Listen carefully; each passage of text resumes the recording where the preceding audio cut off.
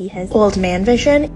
Still don't always have a good idea of what Simon sees. Simon was born at 39.5 weeks. He was born by C-section. When Simon was born, he was tall, he was long, 21 inches long, and he was 6.5 pounds. He was like this really skinny little guy. And we discovered that he was just not getting enough blood flow right at the end of pregnancy. Pediatric ophthalmologist and our pediatrician referred us to early intervention, who referred us to a private PT to work on muscle tone, MRIs, and genetic testing, and developmental pediatricians. After months of medical tests on their child, they finally got an answer. Simon was diagnosed at 9 months with cortical cerebral visual impairment. If you know anything at all about CVI, it's in the brain and it's usually caused by a brain injury. It's a brain-based visual impairment. It is not in the eyeballs. So his eyeballs refract. So that's when you shine a light in the eyeball and you can look and see at what optic nerve the eyeballs see. His eyes refract at like 40/20. Perfect eyesight is 20/20. So he has old man vision, which is why he wears little glasses. The things your grandma or grandpa wears. However, this wasn't the end of their issues, as it came with other complications. His brain is not seeing the entire picture, and you can do different tests to see like he's not seeing that. So he has some really big like visual field losses,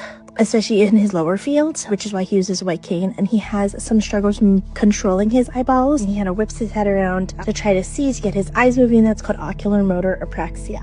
Despite the complications, Simon got lucky in other aspects of his condition. Simon is kind of an odd case of CVI. Most kids with CVI have another significant disability, and I think for a long time there was a lot of concern that Simon was going to have another significant physical disability because he had this traumatic birth history that would kind of match with a more significant physical disability. He doesn't, and that's just kind of a miracle. With his birth history, it's really just a miracle he wasn't stillborn. And so, we're just always so grateful to like have his crazy little self here to have him, wrecking our house all day long. Every day, she is still learning ways to help her son see the world clearer.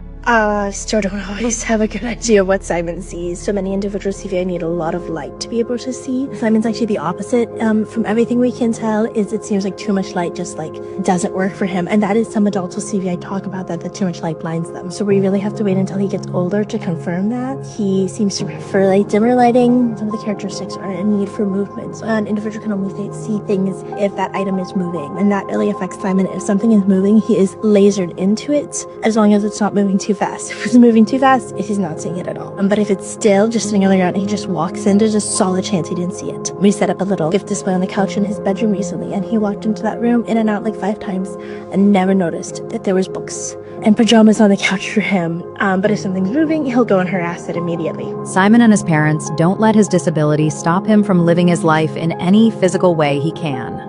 He is an inspiration to those young and old who share the same disadvantages.